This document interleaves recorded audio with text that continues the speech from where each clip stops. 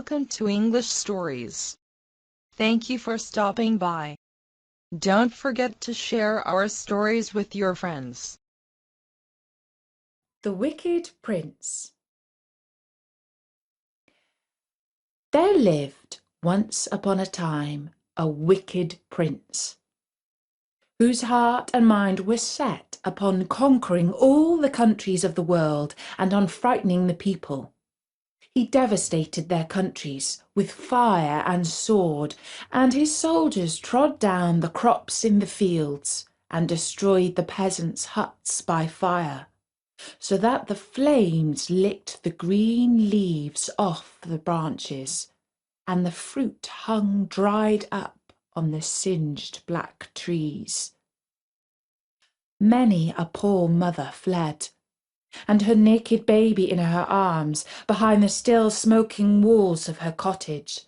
But also the soldiers followed her, and when they found her, she served as new nourishment to their diabolical enjoyments. Demons could not possibly have done worse things than these soldiers. The prince was of the opinion that all this was right, and that it was only the natural course which things ought to take. His power increased day by day. His name was feared by all, and fortune favoured his deeds. He brought enormous wealth home from the conquered towns, and gradually accumulated in his residence riches which could nowhere be equalled. He erected magnificent palaces, churches, and halls, and all those who saw these splendid buildings and great treasures exclaimed admiringly, "What a mighty prince!" But they did not know what endless misery he had brought upon other countries, nor did they hear the sighs and lamentations which rose up from the debris of the destroyed cities. The prince often looked with delight upon his gold and his magnificent buildings, and thought, like the crowd, "What a mighty prince! But I must have more, much more. No power on earth must equal mine, far less exceed it." He made war with all his neighbours, and defeated them. The conquered kings were chained up with golden fetters to his chariot when he drove through the streets of his city. These kings had to kneel at his and his courtiers' feet when they sat at table, and live on the morsels which they left.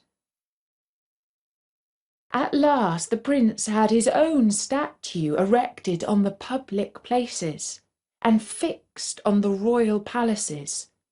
Nay, he even wished it to be placed in the churches, on the altars.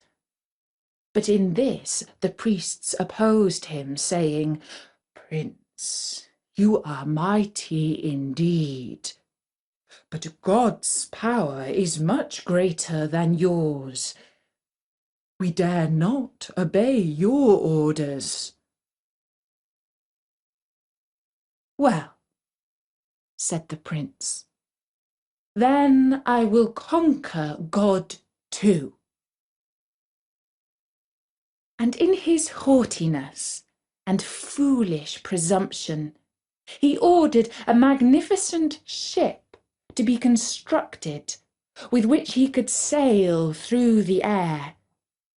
It was gorgeously fitted out, and of many colours.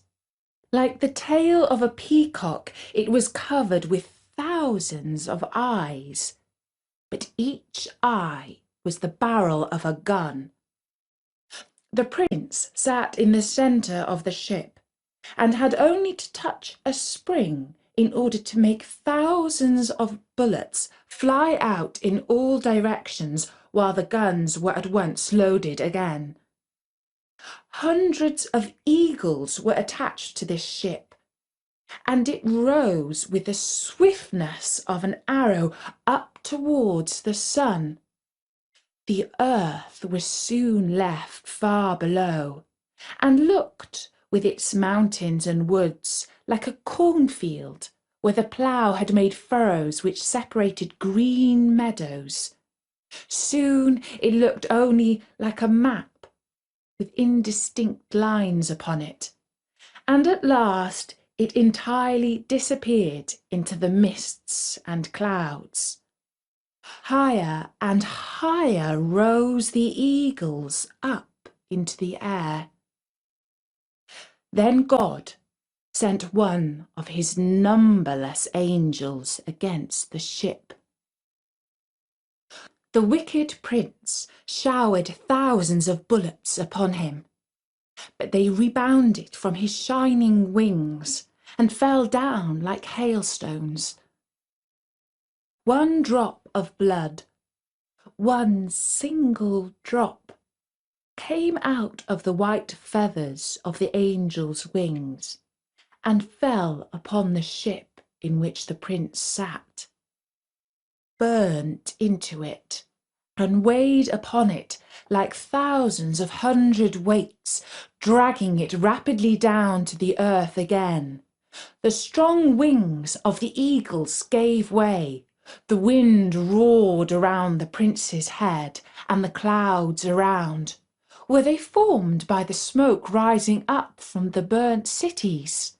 Took strange shapes like crabs many, many miles long, which stretched their claws out after him and rose up like enormous rocks from which rolling masses dashed down and became fire-spitting dragons. The prince was lying half dead in his ship when it sank at last with a terrible shock into the branches of a large tree in the wood. "I will conquer God," said the prince. "I have sworn it. My will must be done." And he spent 7 years in the construction of wonderful ships to sail through the air, and had darts cast from the hardest steel to break the walls of heaven with. He gathered warriors from all countries, so that many, when they were placed side by side, they covered the space of several miles. They entered the ships, and the prince was approaching his own, when God sent a swarm of gnats, one swarm of little gnats. They buzzed round the prince and stung his face and hands. Angrily he drew his sword and brandished it, but this only touched the air and did not hit the gnats. Then he ordered his servants to bring costly coverings and wrap him in them, that the gnats might no longer be able to reach him. The servants carried out his orders. But one single gnat had placed itself inside one of the coverings, crept into the prince's ear, and stung him. The place burned like fire, and the poison entered into his blood. Mad with pain, he tore off the coverings and his clothes too, flinging them far away, and danced about before the eyes of his ferocious soldiers, who now mocked at him, the mad prince, who wished to make war with God, and was now overcome by a single gnat.